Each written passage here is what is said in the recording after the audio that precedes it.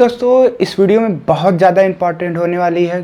फिर से मैं बोल दे रहा हूँ, बहुत ज़्यादा इंपॉर्टेंट होने वाली है, क्योंकि इस वीडियो में हम लोग कुछ ऐसा सीखेंगे जो कि एग्ज़ाम में आने वाला तो पक्का ही है। हर साल पूछा गया है और अच्छे मार्क्स में पूछा जाता है, क्योंकि इस क्वेश्चन को अगर एग्जामिनर दे भी रहा है तो उसके अंदर बहुत सारे ऐसे क्वेश्चन होते हैं जो एग्जामिनर चेक कर लेता है कि बच्चों को आता है या बच्चे ने पढ़ा है कि नहीं। क्योंकि इसी क्वेश्चन में आपको ऑप्टिमम सॉल्यूशन निकालना है, मेन इसी पे मुद्दा रहेगा, ऑप्टिमम सॉल्यूशन निकालना है। लेकिन इसके में देखिए क्या क्या पूछ लेता है, बैलेंस है कि नहीं बैलेंस है, आईबीएफएस एग्जिस्ट कर रहा है कि नहीं कर रहा है। यहीं से हम लोग क्या करते थे, ट्रांसपोर्टेशन कॉस्ट को निकालते थे, साथ में हम लोग एलोकेटेड सेल को भी देखेंगे और एक छोटा सा ट्रिक दिखेंगे कि ऑप्टिमम सॉल्यूशन जो है इजीली निकल जाए और ज़्यादा मेहनत ना करना पड़े। मैं फिर से बोल दे रहा हूँ, ये बहुत ज़्यादा इंपॉर्टेंट होने वाली है। हाँ, वीडियो होगी थोड़ी सी लंबी, देखना होगा तभी देखिएगा, नहीं तो मैं फिर बोल रहा हूँ बहुत ज़्यादा इंपॉर्टेंट वाली। चलिए बिना देरी के शुरू करते हैं। तो सबसे पहले क्वेश्चन है कि determine the optimum solution, optimum solution को निकालना है। तो इसको हम लोग ऑप्टिमम सॉल्यूशन हम लोग मेथड का यूज करेंगे, मोदी मेथड, यानी कि मॉडिफाइड डिस्ट्रीब्यूशन मेथड। साथ साथ इसका दूसरा भी नाम होता है यूवी मेथड। यूवी इसलिए नाम पड़ा है क्योंकि यहाँ पर हम लोग यू और वी को हम लोग कॉन्सेप्ट लेकर चलते हैं, इसलिए यूवी मेथड पड़ता है। अब इसको सॉल्व करेंगे तो मालूम चलेगा यू और वी है क्या। साथ साथ अब देखेंगे कैसे सॉल्व करते हैं। सबसे पहले यहाँ पर आपको नॉर्मल सा क्वेश्चन दिया गया है, इधर डिस्ट्रीब्यूशन है, इधर डिस्ट्रीब्यूशन, और यहाँ ओरिजिन, डिमांड दिया गया है और सप्लाई। जैसे आप पिछले वीडियो में देखते आ रहे होगे वैसे ही काम करना है। सप्लाई को सम कर देना है और यहाँ पर डिमांड को भी सम कर देना है। तो पूरे सप्लाई को सम कर दोगे तो कितना आ रहा है 450, वही डिमांड को सम कर दे रहे हो तो आ रहा है 450। इसका मतलब ये दोनों जो है वो सप्लाई और डिमांड जो है यहाँ पर लिखना होगा सप्लाई, समेशन ऑफ सप्लाई, या टोटल भी लिख सकते हो, कोई दिक्कत नहीं है। समेशन ऑफ डिमांड बराबर हो गया है, इसलिए हम कहेंगे जो ट्रांसपोर्टेशन प्रॉब्लम दिया गया है वो क्या है, बैलेंस है। ये पहला एक स्टेप हो गया कि हम लोग बैलेंस या अनबैलेंस को निकाल लिए। अब देखेंगे कि आईबीएफएस एग्जिस्ट कर रहा है कि नहीं, या उसके एलोकेटेड सेल कितने हैं। इस क्वेश्चन में हम लोग NWCR का यूज करेंगे। लेकिन मैं एक बात बताता हूँ, यही आपका ट्रिक कह लीजिए। एग्जाम में क्या करना, सबसे पहले आप वैम का यूज करना। वैम क्या होता है, वॉगलस एप्रोप्रिएशन मेथड, या इसको हम लोग पेनाल्टी मेथड से नाम जानते हैं। उसके बाद इससे नहीं हो पाएगा, दिक्कत हो रहा होगा, ज़्यादा लेंदी जा रहा होगा, उसके बाद हम लोग यूज करते हैं LCM लिस्ट कॉस्ट मेथड या मैट्रिक्स मिनिमम मेथड। इससे भी लेंदी जा रहा हो तो सब, उसके बाद हम लोग NWCR से करते हैं, यानी कि सबसे ज़्यादा लेंदी जो होता है वो NWCR होता है, फिर LCM होता है, फिर सबसे छोटा जो होता है वैम। इसीलिए वैम से हम लोग सबसे पहले करते हैं, उसके बाद LCM से करते हैं, फिर NWCR से करते हैं। तो सबसे पहले आपका कोशिश क्या रहना चाहिए कि आप वैम से करो, लेकिन मैं यहाँ पर सबसे लेंदी वाला प्रोसेस यूज कर रहा हूँ NWCR। कहीं कहीं पर होता है, अब क्वेश्चन तो अलग अलग होगा, तो कहीं कहीं पर होगा कि कोई जो क्वेश्चन होगा 2-3 पेज में हो जाएगा, कोई होगा 4-5 भी पेज में चल जाएगा, कोई 1 से 1.5 पेज में भी हो सकता है। तो वो क्वेश्चन के ऊपर डिपेंड है। तो हम लोग NWCR के मदद से यूज करेंगे। आप जैसे ये तीनों मेथड पढ़ चुके होंगे मेरे प्लेलिस्ट से वैसे, या कहीं और से भी, ठीक वैसे ही प्रोसेस का यूज करना है। बस NWCR की जगह इसका यूज कर लेना, इसकी जगह वैम का यूज कर लेना, ठीक है। सब कुछ सेम रहेगा, बस मेथड को चेंज कर देना। मेथड ऑलरेडी डिफरेंट वीडियो में पढ़ चुके होंगे, फिर बता रहा हूँ, सब बहुत ज़्यादा इंपॉर्टेंट है। सबसे पहले आपका वैम को यूज करना है, उससे भी मन नहीं कर रहा है तो उसके बाद सोचना कि हाँ चलो LCM भी कर लेते हैं। उससे भी मन नहीं कर रहा है तो बाद एकदम लास्ट में सोचना कि NWCR से कर लेते हैं। तो चलिए इसको सॉल्व करते हैं। क्या है कि हम लोग यहाँ पर NWCR का मेथड का यूज कर रहे हैं। तो क्या करता है कि नॉर्थ वेस्ट कॉर्नर रूल, यानी कि यहाँ से एलोकेट करना शुरू होगा। यहाँ पर देखो 200 जो क्वेश्चन में लिखा रहेगा उसको चुपचाप से ऐसे लिख देना है। इसको लिख देते हैं। यहाँ पर देखो सबसे कॉर्नर में कौन सा इसमें से छोटी वैल्यू है, डिमांड है छोटी वैल्यू की सप्लाई छोटी वैल्यू है। तो यहाँ पर आप देख सकते हो डिमांड जो है छोटी है 180, यहाँ पर 200। तो यहाँ पर 180 यहाँ पुट कर दोगे, कहोगे कि पूरा डिमांड हम लोग हटा दिए, और यहाँ से हम लोग कितना बचेगा, 20 बचेगा, माइनस कर दोगे तो। अब देखो इस दोनों कॉर्नर से छोटा कॉर्नर 20, तो 20 यहाँ पर एलोकेट हो जाएगा, और बड़ी वाली वैल्यू में से माइनस करोगे तो 100 बचेगा। अब यहाँ पर देखो कि सबसे छोटा वैल्यू कौन है 100, तो 100 को कर देना है और फिर यहाँ खत्म हो जाएगा, यहाँ पर 60 बचेगा। फिर यहाँ से देखो 60 ये ख़त्म हो जाएगा और यहाँ पर बचेगा आपका 90, यहाँ पर 90 होगा, माय मिस्टेक। यहाँ पर क्वेश्चन में क्या होगा 90 होगा, क्वेश्चन अभी मैं देखा कि मिस प्रिंट हो गया गलती से। तो ये दोनों जो बराबर हैं तो यहाँ पर रह जाएगा 90। तो इसको हम लोग क्या कर लेंगे, एलोकेट कर लिए। क्या किया हो कि नॉर्थ इस कॉर्नर से शुरू किया हो, जो कॉर्नर पास आएगा उसी के पास जाऊंगा। अब यहाँ पे देखो छोटा कौन सा वैल्यू प्लॉट कर दिए, फिर अब यहाँ तो खत्म हो गया था, इस वाले बढ़ना पड़ेगा। यहाँ से ये सबसे छोटा है,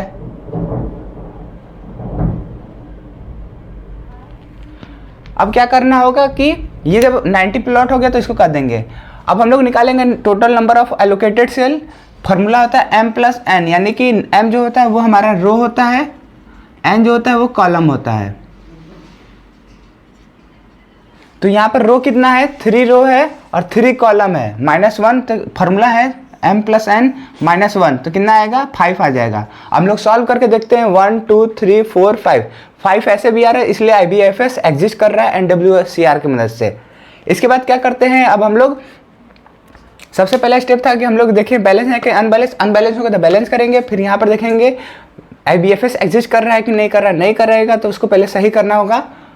और वैसे मैक्सिमम क्वेश्चन में कर जाता है, कोई ऐसा नहीं देते कि नहीं एग्जिस्ट करेगा। इसमें अब क्या करना है, हम लोग को निकालना होगा कि इसकी वैल्यू है क्या, यानी कि जो हम लोग कह रहे थे कि U और V का मेथड, UV मेथड जो कह रहे थे उसी का। यहाँ पर क्या है कि हम लोग जो यहाँ पर सप्लाई है उसको हम लोग UI मान ली है, और यहाँ पर जो डिमांड है उसको हम लोग VJ मान लिए हैं। क्यों मान लिए, क्योंकि एक फार्मूला होता है उसको यूज करेंगे इसलिए मानना ज़रूरी है। बस क्या किया है कि ये सप्लाई था, उसको सप्लाई को हम लोग UI मान लिए हैं, यहाँ पर डिमांड था, डिमांड को हम लोग VJ मान लिए हैं। तो I का मतलब होता है वेरिएबल, यहाँ पर J का भी मतलब है वेरिएबल। वेरिएबल में आपका 1 से लेकर 3 तक जाएगा, क्योंकि रो जो है वो 3 है तो ये वो V1 U1 U2 U3, और यहीं पर V जो है वो 3 है तो यहाँ पर भी J की वैल्यू 3 हो जाएगी। तो यहाँ पर V1 V2 V3 ऐसे लिख देना है। यहाँ पर अब इक्वल टू इसकी वैल्यू लाना है, यही है फॉर्मूला का यूज करके लाना है वैल्यू। तो सबसे पहले आप जो हम लोग एलोकेट किए हैं उसको हम लोग यहाँ पर लिख लेते हैं, इसीलिए तो एलोकेट किए हैं कि यहाँ से फॉर्मूला आपका मिल सके। अब क्या करना है, इसमें से कोई भी एक वैल्यू को आप 0 मान लीजिए। खुद से आप क्या करिए, एक वैल्यू को 0 लेट कर लीजिए। मैक्सिमम टाइम आप देखोगे तो U1 को ही मैक्सिमम जो होता है वो 0 मान लेते हैं। ये सोचना है कि किसको 0 मानना है, तो ऐसे एक छोटा सा ट्रिक है कि जिसमें ज़्यादा सबसे दिख रहा होगा रो वाइज या कॉलम वाइज। देखो यहाँ पर 2 है, यहाँ पर भी 2 है, यहाँ पर 2 है और यहाँ पर भी 2 है, यानी कि इन दोनों में या इन दोनों में कोई भी आप 0 मान सकते हो। तो हम लोग नॉर्मली इसी को मान लेते हैं, सब कोई को भी मानोगे तो आंसर वही आएगा। इसको मान लेते हैं। तो हम लोग लिखे हैं कि अब हम लोग कैलकुलेट करेंगे सारे, अब हम लोग कैलकुलेट करेंगे सारे UI और UJ को, कौन से, एक रिलेशन की मदद से जो कि है एलोकेटेड सेल इक्वल टू, जिसको हम लोग CIJ कहते हैं, equal to UI plus VJ। इसको फिर मैं लिख देता हूँ, इसको लर्न कर लीजिएगा। अभी 2 बार या 3 बार क्वेश्चन प्रैक्टिस करेंगे तो बहुत आसान लगने लगेगा ये फॉर्मूला। कुछ नहीं है, CIJ equal to UI plus V, इतने बार इसको लिखना होगा तब हो जाएगा। अब सबसे पहले हम लोग देखते हैं जिसमें एलोकेट है उसको लिख दो। इस बॉक्स का नाम मान चलो C है, तो सारे बॉक्स मान लो C है तो C लिखते जाओ, ठीक है। आसान तरीका बता रहा हूँ, ऐसे फॉर्मूला भी लर्न हो जाएगा आपको। अब यहाँ पे देखो ये कौन सा है, पहला रो पहला कॉलम, तो यहाँ 1 1, पहला रो दूसरा कॉलम 1 2, ऐसे करके दूसरा रो दूसरा कॉलम, दूसरा रो तीसरा कॉलम, तीसरा रो तीसरा कॉलम, इसको ऐसे लिख लेना है। देखो अब फॉर्मूला कैसे बनता है, U और J लिखा है, U और V लिखा है तो U प्लस V ऐसे लिखते जाओ। ये फॉर्मूला बन गया। यहाँ पर देखो ये I है तो ये पहला वाला I है, दूसरा वाला है तो दूसरा वाला J है। तो पहला क्या है 1, दूसरा भी है 1, पहला है 1 दूसरा है 2, पहला है 2 दूसरा है 2, पहला है 2 दूसरा है 3 3 3, ये हम लोग का फॉर्मूला बन गया। अब इसको सॉल्व करना पड़ेगा इसी के आगे। इसी आगे फार्मूला को यूज करते हुए हम लोग सॉल्व करेंगे। क्या करना है, यू आई जो है कितना है, यू बार वन कितना है, यहाँ पर 16 लिखा है तो 16 को लिख देंगे। ये उसी का करना होगा जिसमें हम लोग एलोकेट किए हैं, तो यहाँ पर 16 लिखा है तो 16 को लिख देंगे। और यहाँ पर यू आई कितना है, यू आई हम लोग माने हैं 0 प्लस V1 इक्वल टू कितना आया, 16 इक्वल टू V1 आ गया। यहाँ पर 16 जो है V1 की वैल्यू हो गई है। इसको लिख लेते हैं सही से। अब जब हम लोग को V1 की वैल्यू मालूम गई है तो इसमें से कौन सा V1 है, कोई V1 है? तो ध्यान से देखो तो V1 है ही नहीं, तब दूसरा वैल्यू निकलेगा कैसे? लेकिन यहाँ देखो U1 है, तो यहाँ पर U1 की वैल्यू हम पुट कर सकते हैं, ऑलरेडी 0 माने हैं। तो यहाँ पर कितना लिखा है 20 इक्वल टू U1 की वैल्यू है 0 प्लस V2 की वैल्यू नहीं मालूम, तो इसको निकालना होगा। V1 की वैल्यू जब हम लोग के 16 आ गए तो यहाँ पर 16 लिख लेना है, और यहाँ पर करके देखो तो V2 की वैल्यू 20 आएगा, तो V2 की वैल्यू हम लोग भी 20 लिख लेंगे। जब V2 हम लोग को मालूम चल गया, देखो अब ये वाला फार्मूला यूज करना है। फार्मूला उसी को पुट करना है जिसमें एक की वैल्यू मालूम हो और एक की नहीं मालूम, तब तुरंत निकल आएगा। तो V2 की वैल्यू हम लोग को मालूम चल गया तो इसमें पुट कर देंगे। C22 क्या है, 8 है, इक्वल टू U2 नहीं मालूम है, प्लस V2 हम लोग 20 निकालने हैं, तो U2 इक्वल टू इधर भेजेंगे, माइनस करेंगे तो आएगा -12। यहाँ पर 2 3 क्या है, 2 3 18, ये छोटे वाले नंबर को लिखते हैं 18। U2 क्या है -12 प्लस V3। यहाँ पर हम लोग जब इसको इधर भेजेंगे तो कितना आ जाएगा, V3 जो आएगा वो हम लोग का 30 आ जाएगा। C33 क्या है, यहाँ पर 16 है, तो 16 को लिख दो, इक्वल टू U3 मालूम है, नहीं मालूम है, V3 मालूम है, हाँ मालूम है, अभी निकाले हैं 30, तो इसको लिख देंगे 60 प्लस U3 माइनस, सॉरी यहीं पे मैंने लिखना है, दोबारा लिख दिया मैं, तो यहाँ पर 30, इसको उधर भेजेंगे तो माइनस करेंगे तो कितना आएगा आपका, -14 आएगा। तो यहाँ पे U3 की वैल्यू हो जाएगी -14। इतना वैल्यू हो गया, जिसको हम लोग प्लॉट किए हैं उसकी वैल्यू निकालनी है। अब इसके बाद जो होता है जिसका वैल्यू हम लोग प्लॉट नहीं किए हैं उसकी वैल्यू भी निकालना पड़ेगा। तो चलिए देखते हैं उसकी वैल्यू हम लोग कैसे निकालेंगे। देखते हैं कि हम लोग जो प्लॉट किए हैं उसकी वैल्यू निकाल चुके हैं, अब जो हम लोग प्लॉट नहीं किए हैं उसकी वैल्यू कैसे निकालेंगे। तो यहाँ पर जो हम लोग वैल्यू निकाले हैं U1 V2 ये सब जो वैल्यू निकाले हैं, जैसे कि यहाँ पर V1 की वैल्यू निकाल दिए हैं, यहाँ पर U2 की वैल्यू -12 लिख देंगे, यहाँ U3 की वैल्यू -14 लिख देंगे। यहाँ पर इसको लिखना जरूरी होगा, मतलब लिखना जरूरी है क्योंकि इसमें हम लोग ये वाला निकालेंगे। नॉन प्लॉटेड वैल्यू को कैसे निकालेंगे, या कर सकते हैं calculating opportunity cost OIJ for non basic cell using the relation. Non basic यानी कि नॉन प्लॉटिंग सेल, और यहाँ पर हम लोग बेसिक सेल के नाम से जानते हैं यानी कि प्लॉटिंग सेल।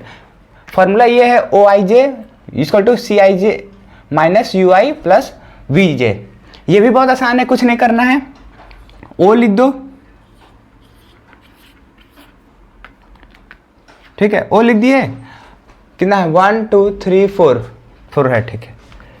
क्या करना है कि ये कौन सा है, पहला रो तीसरा कॉलम, तो लिख दो पहला रो तीसरा कॉलम।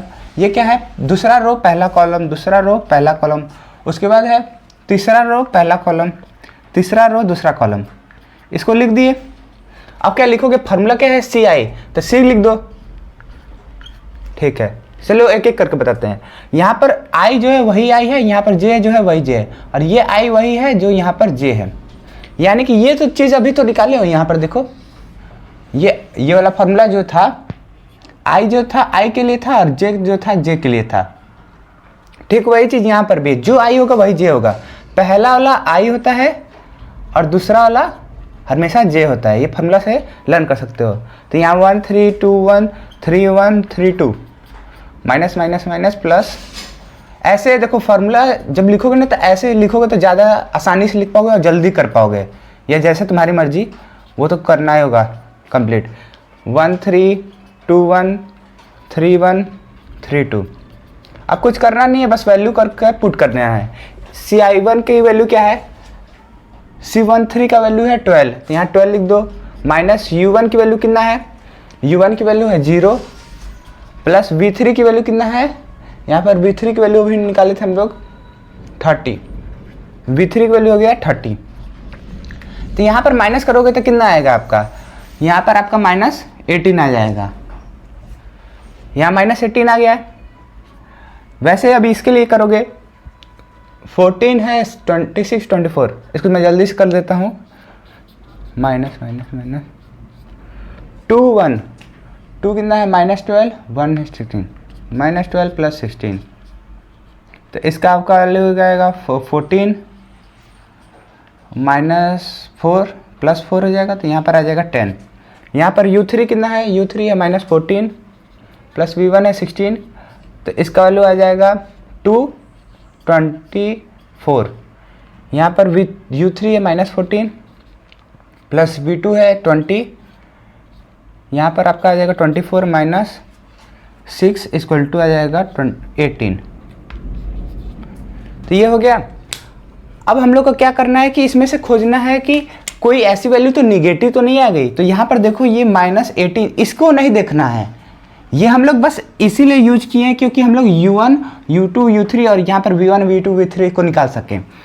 इस वाले में जो देखेंगे नॉन बेसिक सेल में देखेंगे, क्या करेंगे, वैल्यू को खोजेंगे कोई निगेटिव तो नहीं है, तो यहाँ पर निगेटिव है, यहाँ पर पॉजिटिव है और ये भी पॉजिटिव है। तो बस इसके वजह से हम लोग क्या करेंगे, इस प्रोसेस को रिपीट करेंगे। क्या करेंगे, ये निगेटिव आने की वजह से हम लोग प्रोसेस को रिपीट करेंगे। उस प्रोसेस में कुछ चीज़ें इंक्लूडेड होगी, चलिए उसको भी देखते हैं। हम लोग को एक निगेटिव वैल्यू मिल गया था, तो हम लोग का क्या करना होगा, फिर से हम लोग को एक कंस्ट्रक्ट करना होगा। अगर ये निगेटिव वैल्यू नहीं रहता, मान चलिए यहाँ पर +18 रहता, तब क्या करते, ये जो हम लोग का प्रीवियस वाला जो स्लाइड पर था यहाँ पर अभी एलोकेट ऐसा किए थे, यही जो होता है हम लोग का फिजिबल सोल्यूशन हो जाता है, और इसको हम लोग मल्टीप्लाई करके और सम करके वैल्यू लिख देते थे जो नॉर्मल क्वेश्चन करते थे। लेकिन यहाँ पर एक निगेटिव वैल्यू आ चुका है, तो क्या करना पड़ेगा, हम लोग को इस मेथड को फिर से आगे करना पड़ेगा, यानी कि रिपीट करना पड़ेगा। इसको छोड़ के क्या करना होगा, now making a loop allocating -θ + θ alternate at the corner of the point. क्या कहा नहीं समझ में, चलिए देख के करके प्रैक्टिकली करके देखते हैं। तो जितनी वैल्यू आया है हम लोग उसको लिख देंगे, जैसे कि इसकी वैल्यू हम लोग कितना है -18 आया है, तो छोटे से ब्रैकेट में लिख देना -18, इसकी वैल्यू आया है 10, इसकी वैल्यू आया है हम लोग का 24, इसकी वैल्यू आया है 18। जैसे इसको लिखा हूँ वैसे लिखना पड़ेगा। इसके बाद देखो कि अब इसमें से निगेटिव कौन सी वैल्यू आया, तो ये निगेटिव आया, तो एक बॉक्स बनाना है। कैसा बॉक्स रहेगा, ऐसा बॉक्स रह सकता है, स्क्वायर रह सकता है, एक रेक्टेंगल, कैसा भी रेक्टेंगल रह सकता है, या इसमें का भी रह सकता है, या ऐसे करके आप ऐसे भी बॉक्स बना सकते हो, उसमें कोई दिक्कत नहीं है, बस बॉक्स कॉर्नर रहना चाहिए। ऐसा भी बना सकते हो, तो इसमें से कोई भी एक बना सकते हो। कंडीशन कुछ ऐसा है, जो नेगेटिव है वहीं से कॉर्नर एक शुरू होना चाहिए, तो यहाँ पर एक कॉर्नर होना चाहिए और कहीं भी प्लॉट चल जाए, और कोशिश करना कि मैक्सिमम एलोकेटेड सेल के पास जाए। तो यहाँ देखो कि यहाँ से करेंगे तो कम आएगा, यहाँ से पासिंग कर लेते हैं, ये देखो, तो एक हम लोग कॉर्नर ऐसा बना लिए।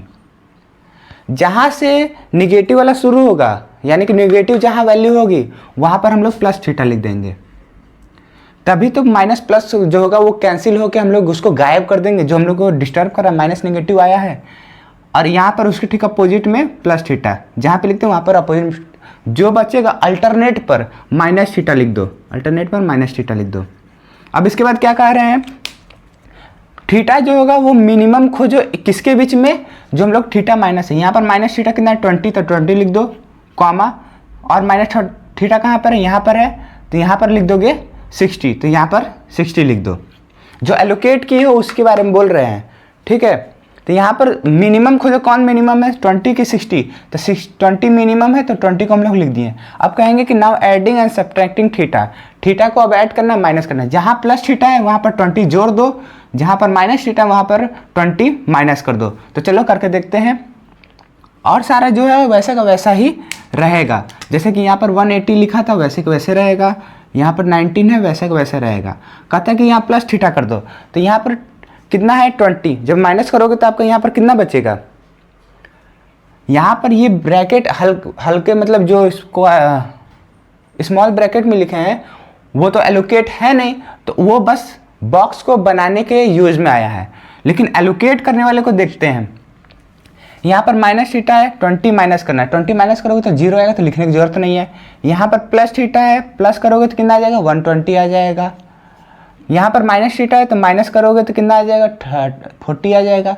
इससे माइनस कर रहा हूँ, इसी से प्लस कर रहा हूँ। और यहाँ पर देखो कुछ है नहीं, यहाँ पर कुछ क्यों नहीं है, क्योंकि यहाँ पर क्या है, एलोकेट है ही नहीं। ये तो हम लोग इस मेथड से निकाले थे, तो एलोकेट नहीं है, प्लस करेंगे तो कितना आ जाएगा, ये 20 आ जाएगा।